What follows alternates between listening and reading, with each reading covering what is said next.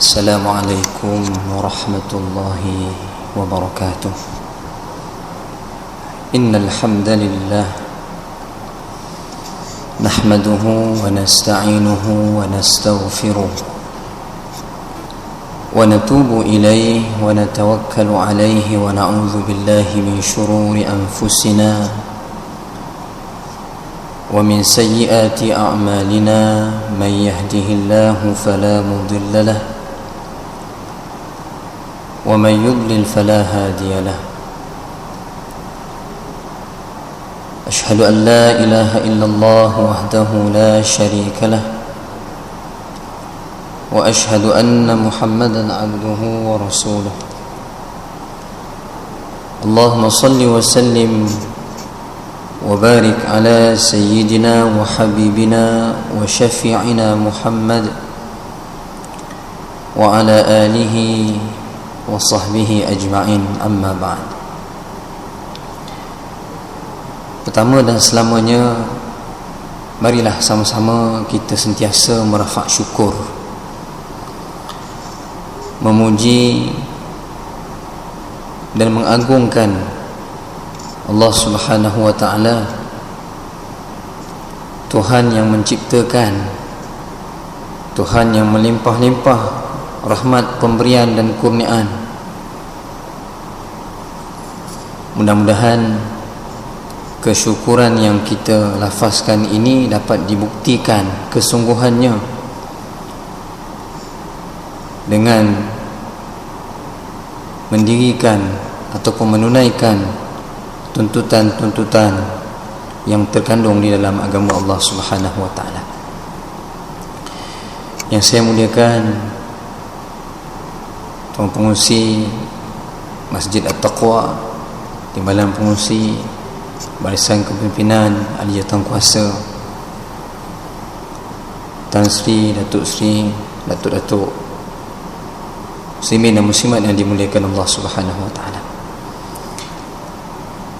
Kali pertama kita bertemu, walaupun telah lama disusun oleh yang bahagia Ustaz Fadlullah, senior saya di Darul Quran dahulu. Alhamdulillah, Allah rezekikan pertemuan kita pada malam ini. Namun saya tidak punya masa yang begitu lumayan untuk memperkenalkan diri, kerana saya khawatir masa akan habis di sini. Maka saya memohon untuk memanfaatkan pertemuan pertama pada malam ini, oleh kerana sekitar Damansara ini hanya Masjid At-Taqwa saja yang saya belum sampai untuk berkuliah. Sembahyang selalu sini, ya. Seringkasnya saya sedang menyiapkan PhD saya di UiTM dalam kajian Al-Quran dan Sains, fokus kepada penelitian terhadap cortisol hormone dysfunction. Bagaimana hormon yang dihasilkan melalui arahan kelenjar pituitari bahagian otak manusia dan korelasinya dengan kesihatan tubuh badan.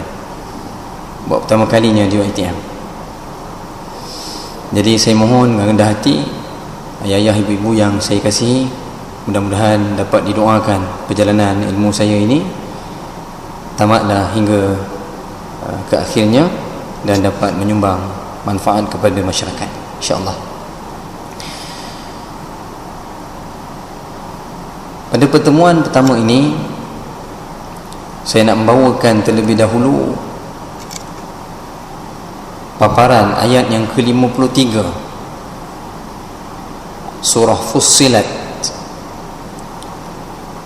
Maka menerusi ayat yang ke-53 surah Fussilat ini,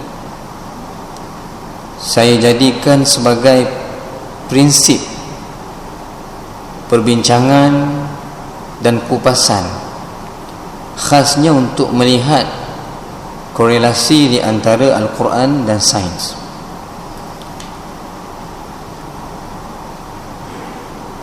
Kita sedia menerima dengan keimanan yang hakiki bahawa Al-Quran adalah wahyu dari Allah Subhanahu wa taala kepada baginda Rasul sallallahu alaihi wasallam melalui perantaraan utusannya yang bernama Malakul Jibril.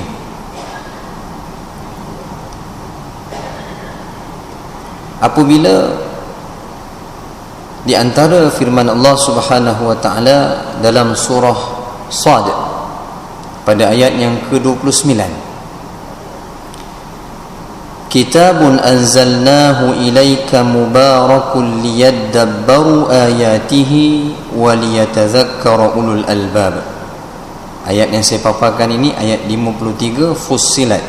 Ayat yang saya bacakan ayat 29 Sad.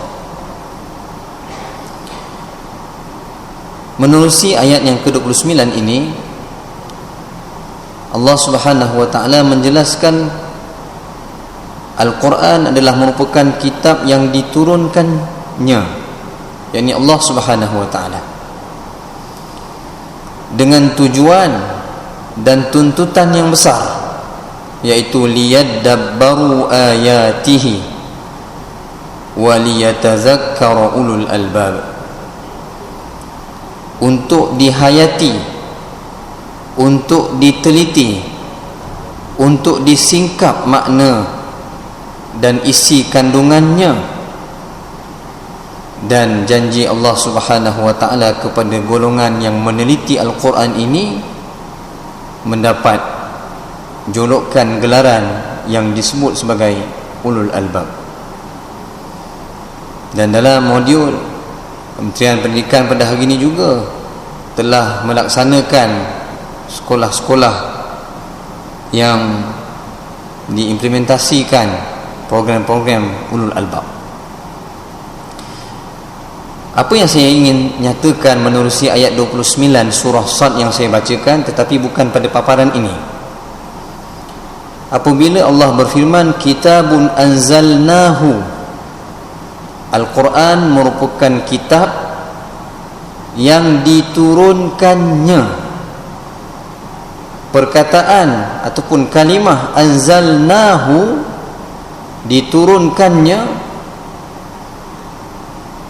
membawa pengertian bahawa Al-Quran adalah datang dari kedudukan yang tinggi ke bawah.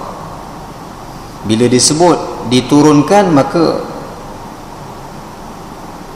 ia tidak akan bermula dari bawah ke atas, sudah pasti dari atas ke bawah. Itu anzalnahu.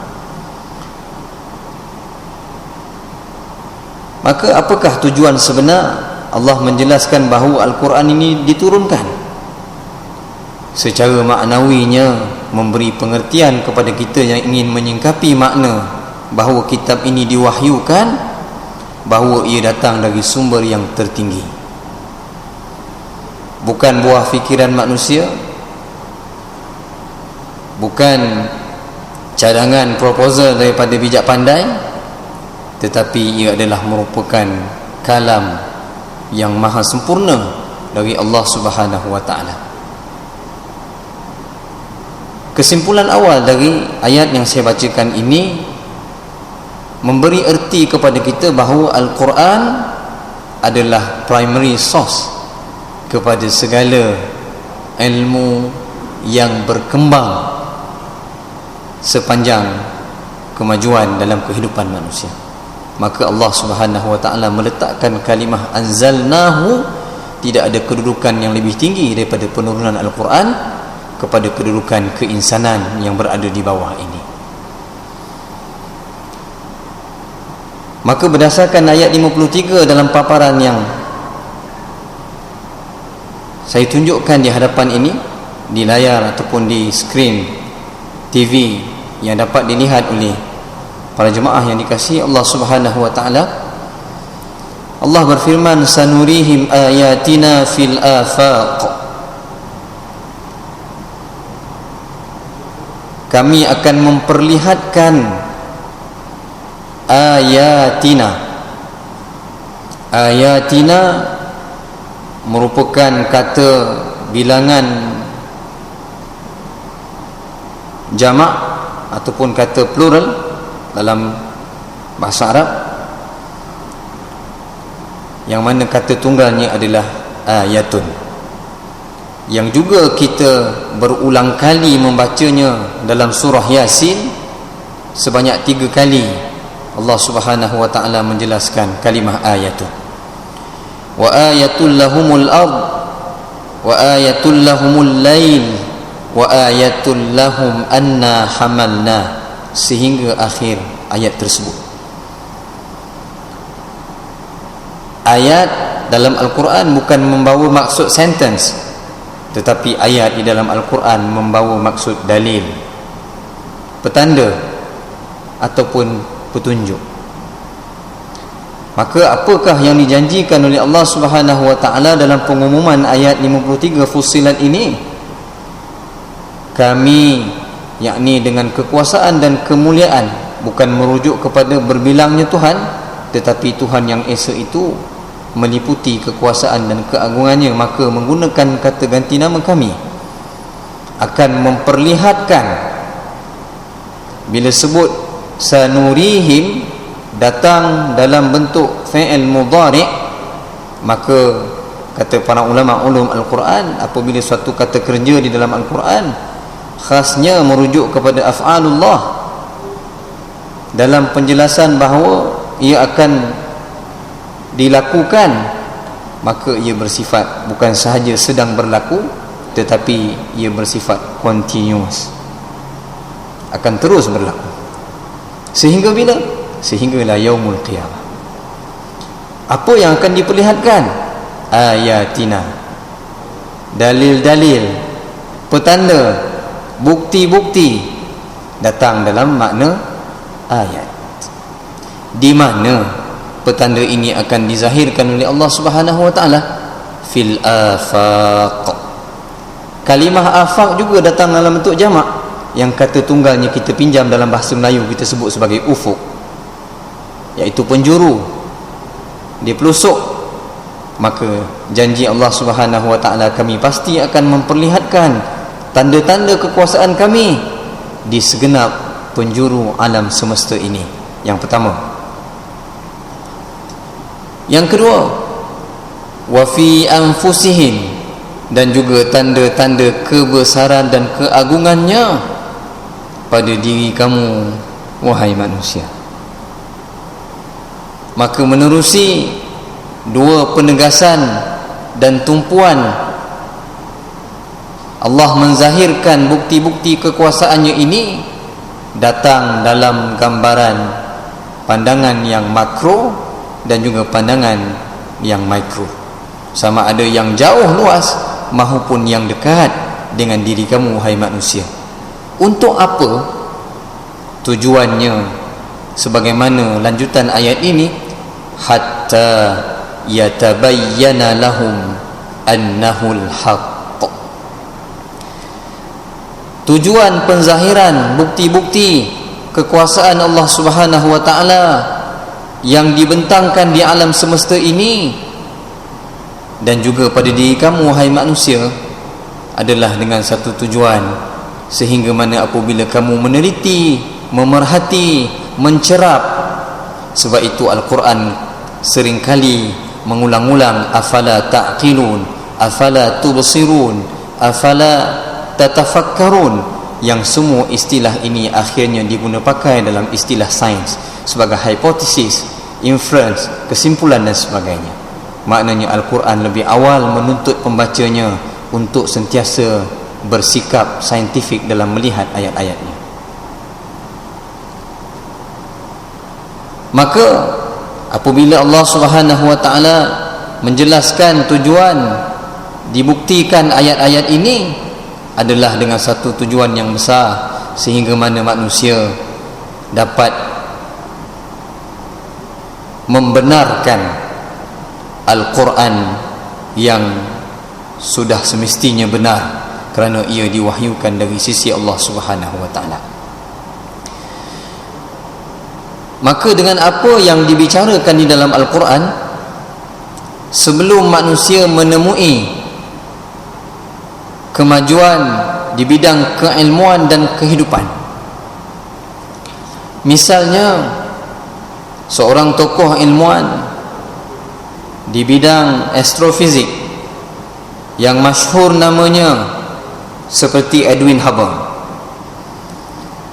mengemukakan teori bahawa alam semesta ini bermula dari satu titik dan akhirnya selepas titik tersebut diledakkan dalam satu peristiwa yang maha dahsyat yang dinamakan sebagai Big Bang.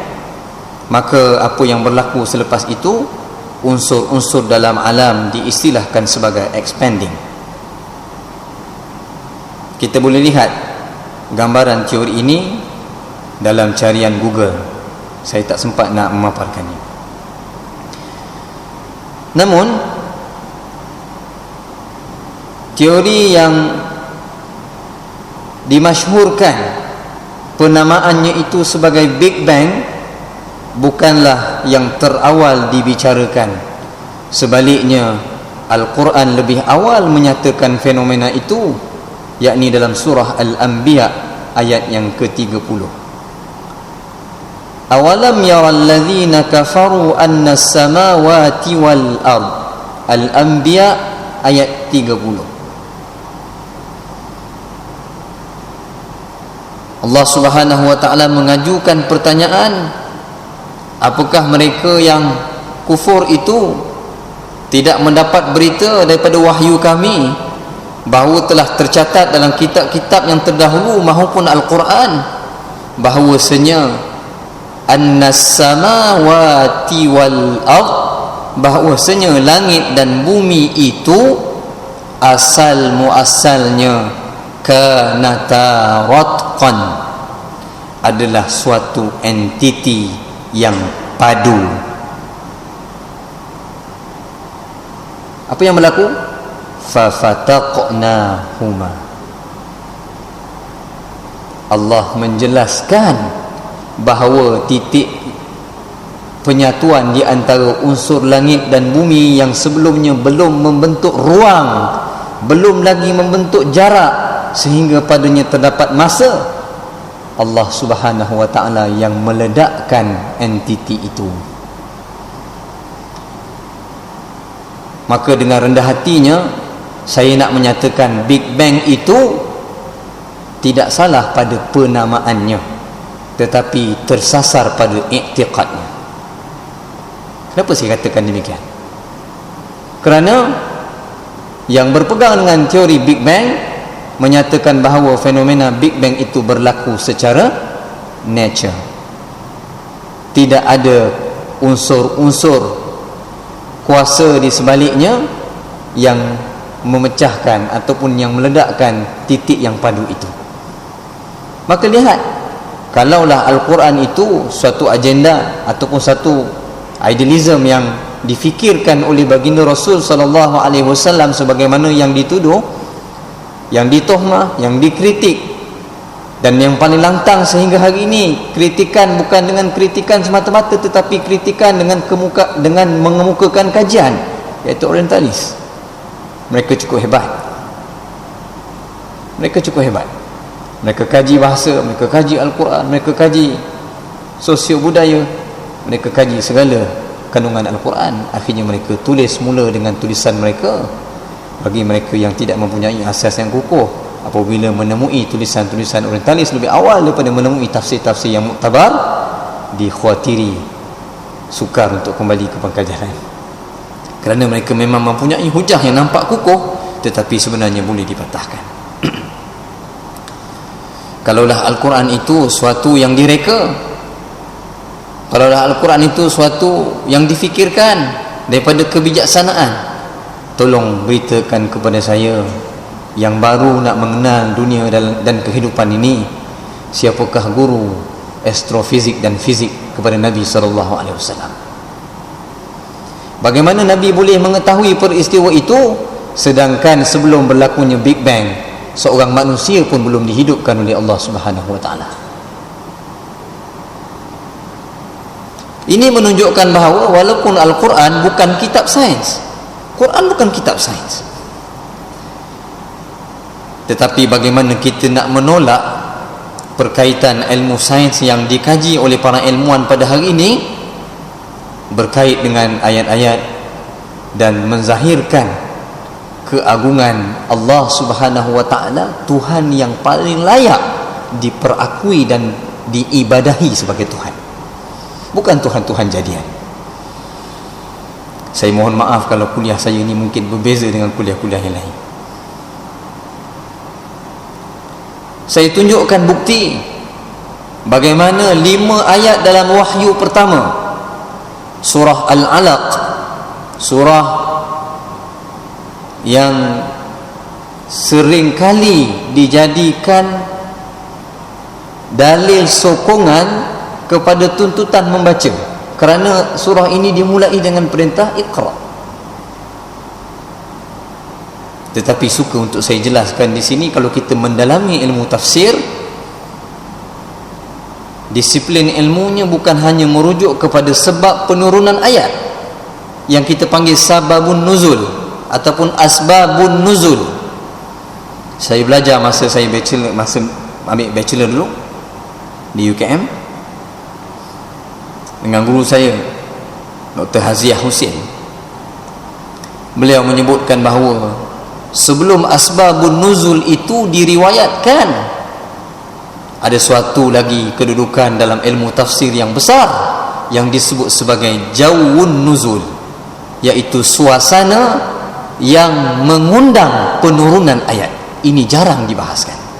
Saya nak sebutkan pada malam ini supaya kita dapat melihat bagaimana jitunya ayat Al-Quran.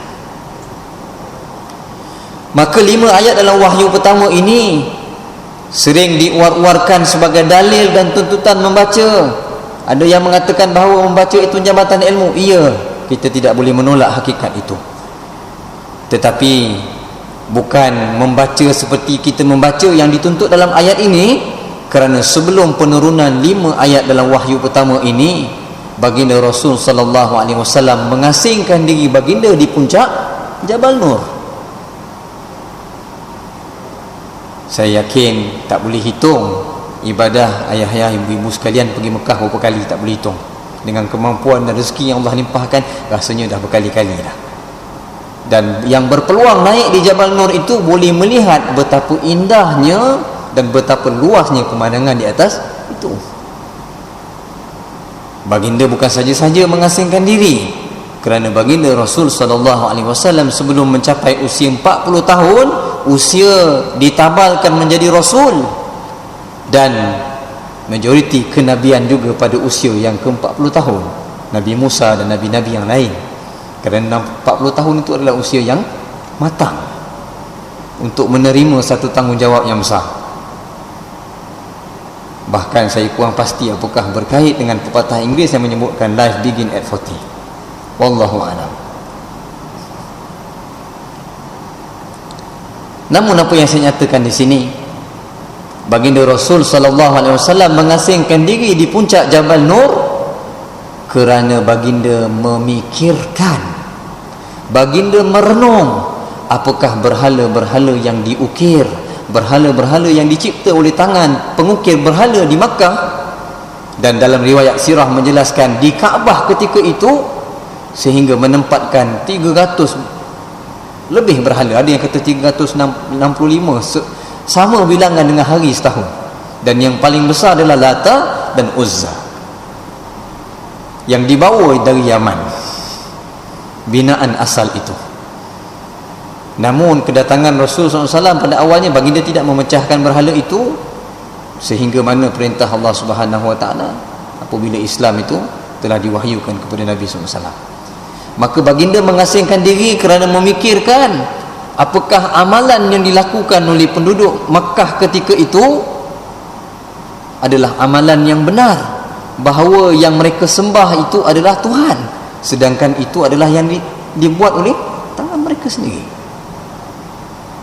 Sekian lama Nabi berkhulwah, Nabi mengasingkan diri, Nabi beruzlah di atas Jabal Nur itu sampailah masanya Allah turunkan wahyu pertama. Datang Jibril, Jibril kata, ya Muhammad iqra, iqra ya Muhammad. Baginda Nabi SAW kali pertama menggigil, tak pernah melihat terjemahan rupa seperti itu. Baginda menjawab, ma ana biqari'in. Nak baca apa aku tak tahu. Sebahagian mufassir menyatakan bahawa bukan di sini bukti Nabi itu buta huruf, tetapi yang disuruh baca itu Nabi tak tahu apa yang perlu dibaca. Jibril memeluk Nabi, lalu Jibril mengajarkan, iqra bismi rabbikal ladzi khalaq. Bacalah dengan nama Tuhan yang menciptakan. Wahai manusia, wahai Muhammad sallallahu alaihi wasallam, dengan nama Tuhan yang menciptakan.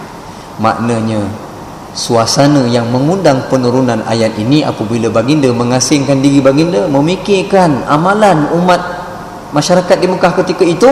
Ayat ini turun menjawab persoalan yang Nabi cari, Tuhan yang manakah yang sebenarnya, yang selayaknya diperakui dan diibadahi sebagai Tuhan. Maka disuruh sebut, iqra, bacalah dengan nama Tuhan. Siapa Tuhan? Allah Subhanahu wa ta'ala. Itu yang saya sebutkan tadi sebelum asbabun nuzul. Suasana yang mengundang penurunan ayat ini adalah apabila Nabi SAW telah sampai masanya untuk baginda itu dilantik menjadi Rasul, maka baginda mengasingkan diri mencari jawapan itu. Allah wahyukan 5 ayat dalam wahyu pertama ini. Jarang disentuh dari aspek ini untuk kita fahami keindahan wahyu pertama ini. Namun yang lebih indah lagi setelah mana perintah membaca, menyebut nama Allah, menyebut nama Tuhan, adalah pada ayat yang kedua. Khalaqal insana min alaq. Berapa ramai yang faham ayat ini?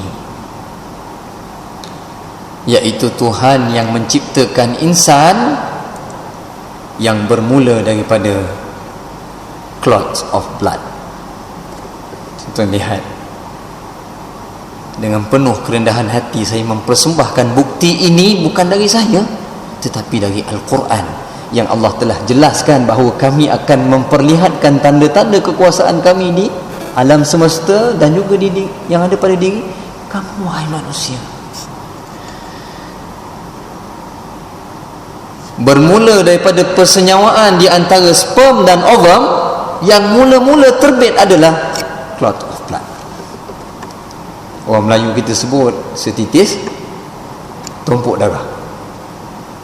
Dan darah yang mula-mula terbentuk itu mengandungi kandungan-kandungan utama seperti iron yang akhirnya mengikat dan membentuk sel-sel yang lain dalam rahmat Allah Subhanahu wa ta'ala. Sebab itu disebut tempat letaknya janin itu adalah rahim. Dalam perubatan, rahim ini kalau tak ada janin, kecil sangat saiznya. Tapi rupa-rupanya bila ada janin yang menempel di dalamnya, rahim ini membesar dengan rahmat Allah Subhanahu wa ta'ala. Walaupun pada hari ini dalam bidang ONG, obstetrik dan juga gynekologi, telah ada penemuan dan juga kajian, bahkan teknologi yang cukup hebat. Saya ambil contoh yang mudah, IVF, persenyawaan luar rahim. Ya, Allah kurniakan keizinan daripada kecerdikan akal manusia yang mengkaji, meneliti, akhirnya menemui. Namun persoalan yang saya ingin ajukan, setelah mana proses IVF ini berjaya dilakukan, bersenyawanya di antara benih lelaki dan benih perempuan, apakah boleh kekal dalam tabung uji sampai bersalin? Tak boleh. Boleh curah tempat lain dalam pasu? Tak hidup. Di mana tempatnya? Dalam rahim. Rahmat Allah Subhanahu wa ta'ala. Bermula penciptaan ini daripada clot of blood. Bagaimana 5 ayat dalam wahyu pertama, setelah Allah perintahkan baginda mengenal Tuhan yang menciptakan itu, Allah menjelaskan proses biologi itu bermula daripada hal ini. Tuan-tuan, ayah-ayah, ibu-ibu yang saya muliakan, untuk kali yang kedua tolong jelaskan kepada saya Dari mana ilmu yang Nabi dapat dalam wahyu pertama ini kalau Al-Quran itu direka? Kalau Al-Quran itu adalah merupakan buah fikiran Nabi, ataupun mungkin baik sikit keadaannya Al-Quran itu diajarkan fakta-faktanya oleh guru-guru ataupun cendekiawan ataupun ilmuwan di zaman itu, tolong beritakan kepada saya, siapakah di antara manusia yang Nabi pernah berguru dengannya? Jawapannya hanya Malakut Jibril alaihissalam. Ini menunjukkan bahawa Allah Subhanahu wa taala mempunyai segala yang ada di langit dan di bumi ini, telah memberitakan kepada kita sesuatu yang kita tidak ada pengetahuan sebelum kita diberitakan dengan hal ini. Maha suci Allah Subhanahu wa taala. Masuk isyak pukul berapa, tuan? 8.45.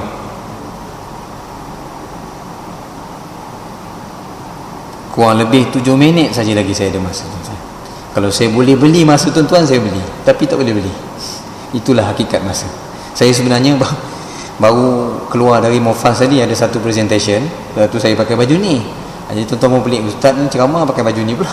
Kan? Bukan saya tak nak pakai baju sembahyang. Saya dari Mofas. Baru sampai tu mari sini. Jadi kita kembali kepada bau mukadimah, tuan-tuan. Dah isyak. Saya kira kalau nak kupas Quran dan sains ni makan tahun. Saya silap tak tahulah umur saya berapa baru habis ni, ya. Tapi ada ruang, ada peluang, insya-Allah saya boleh sama-sama datang dan berkongsi, dan juga sedia untuk menerima nasihat dan pandangan daripada para jemaah sekalian. Kita belum habis lagi sebut ayat ni tadi, baru sampai annahul haq, hatta yatabayyana lahum annahul haq. Bukti-bukti yang dipaparkan di ufuk alam semesta ini dan juga yang ada pada diri kamu, wahai manusia, supaya apabila kamu membaca Al-Quran, kamu melihat fakta-fakta yang tersurat di dalamnya, kamu meyakini bahawa Al-Quran itu benar.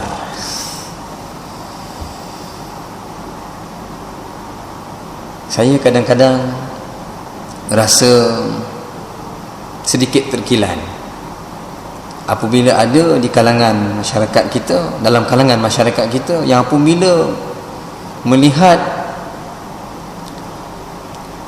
penemuan kajian daripada ilmuwan-ilmuwan barat yang mungkin belum lagi menerima hidayah Allah Subhanahu wa taala, sebahagiannya seolah-olah seperti alergik. Oh, ini kajian barat ni tak boleh pakai ni. Tuan-tuan baca dulu. Kadang-kadang mereka lebih advance daripada kita. Dan memang betul pun yang dominan pada hari ini siapa? Dan siapa yang menyerahkan hal itu kalau bukan kerana kelekaan umat Islam? Akhirnya bila berlaku satu isu, kita mulalah, oh ini salah dia lah ni. Misalnya ini Yahudi lah punya kerja ni. Tuan-tuan yang dimuliakan Allah Subhanahu wa taala, para jemaah sekalian, memang betul ada sisi negatif dan gelap ataupun permusuhan yang Allah jelaskan di dalam Al-Quran, tetapi ada satu refleksi dan cerminan yang boleh dicontohi oleh umat Islam yang telah berada di bawah kekuasaan mereka pada hari ini. Jauh perbincangan itu. Awalam yakfi bi rabbika annahu ala kulli syai'in syahid. Ini rumusan daripada ayat 53 surah Fussilat ini. Allah bertanya kepada kita seolah-olah pertanyaan yang sinis. Awalam yakfi bi rabbika annahu ala kulli syai'in syahid.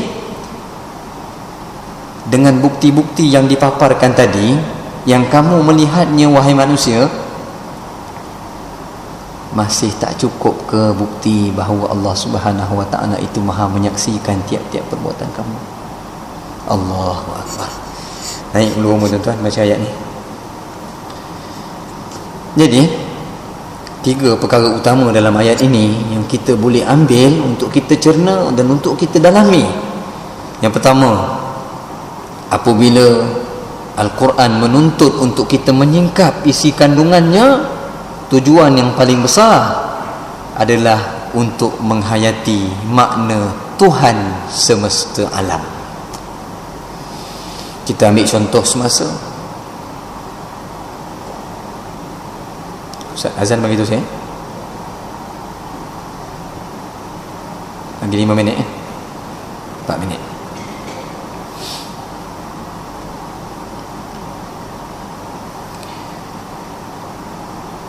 Contohnya dalam suasana semasa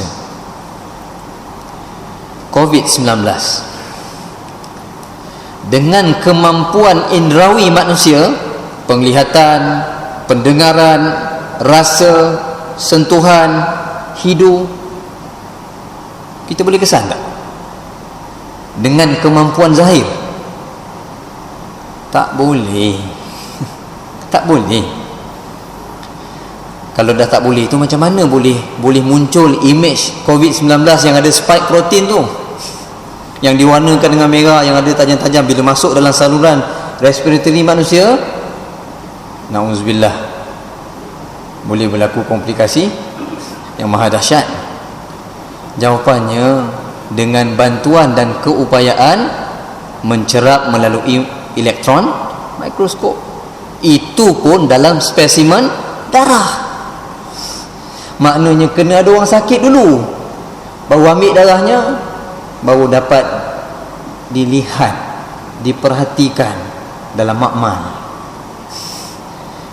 Tapi saya nak sebutkan di sini bahawa selama hari ini kita menyebut bahawa yang gaib itu antaranya iblis, jin, malaikat dan sebagainya.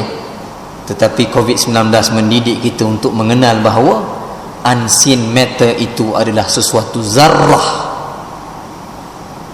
yang kita mungkin tidak dapat cerap dengan mata zahir kita, tetapi pengetahuan Allah sangat mendalam mengenainya. Berapa hebat teknologi di dunia, berapa maju negara-negara yang membangun, dapat menyekat pelarian daripada masuk ke negara mereka, tapi tak boleh menyekat COVID-19, tuan-tuan. Allah Subhanahu wa ta'ala menuntut untuk kita menginsafi hal ini, bahawa puncak keghaiban itu adalah Allah Azza wa Jalla, menghayati makna Rabb al-Alamin. Segala puji bagi Tuhan, bukan satu alam tetapi sekalian alam. Bayangkan kalau satu alam sahaja tak boleh hidup kita, ayah-ayah, ibu-ibu sekalian. Saya nak duduk kat meja ni pun saya tak boleh duduk. Sebab apa? Saya akan nampak zarah-zarah di meja ini saling bergerak. Kita balik rumah nak berehat dengan isteri kita, kita pandang muka dia, nampak darah naik turun. Kalau bukan kulit ini yang menjadi sempadan kepada transparansi dalam badan kita, nak menunjukkan adanya alam yang berbeza, limitation. Allah sempadankan alam itu. Masuk bila air baru nak qada hajat, nampak jin, tak jadi, tuan-tuan. Allah sempadankan alam itu dengan al-alamin. Kita terlupa, tuan-tuan. Yang kedua, setelah mana kita menyaksikan bukti-bukti yang dipaparkan dalam alam yang terdekat pada diri manusia, mudah-mudahan mengukuhkan keimanan kepada kerasulan Nabi sallallahu alaihi wasallam. Nabi itu bukan lantikan politik. Nabi itu bukan lantikan akademik. Nabi itu bukan kerana generasi keturunan yang bijak pandai, tetapi Nabi itu adalah insan pilihan. Kalau kita nak pilih, minta maaf, tuan-tuan, kalau kita nak pilih pemimpin kita pun, kita senaraikan biografinya, kita senaraikan educationnya. Mana kita tangkap muat ke? Tak mungkin. Muslimin dan muslimat yang dimuliakan Allah SWT, saya menyimpulkan kuliah kita pada malam ini, apabila kita ingin membuat pilihan dalam kehidupan kita, kebiasaannya kita ni sangat selektif. Kita beli buah di pasar raya yang menempatkan bahan-bahan basah kelas 1, semua elok dah, tapi kita pilih lagi. Apakah Allah Subhanahu wa ta'ala memilih Rasul itu main-main? Tak. Akhirnya kita melihat daripada ayat 53 Fussilat ni menjadi prinsip perbincangan, insya-Allah pada pertemuan akan datang, kalau ada jodoh, ada rezeki, bahawa di sinilah hubungan di antara ilmu Al-Quran, fakta-fakta di dalam Al-Quran, dengan ilmu sains. Misalnya hal ini, kronologi pembentukan embryologi yang telah dikaji dalam bidang ONG, walhal dalam surah Al-Mu'minun ayat yang ke-14, sebelum ilmu obstetrik dan ginekologi ini berkembang, Allah telah menempatkan fakta yang tersurat ini dengan begitu jelas peringkat perkembangannya. InsyaAllah pada pertemuan akan datang, kalau ada rezeki, ya, kita kupas dengan mendalam tajuk ini, kunci hayat manusia. Di manakah rahsianya? InsyaAllah. Wa sallallahu ala khairi khalqihi Muhammad wa ala alihi wa sahbihi wa baraka wa sallam. Assalamualaikum warahmatullahi wabarakatuh.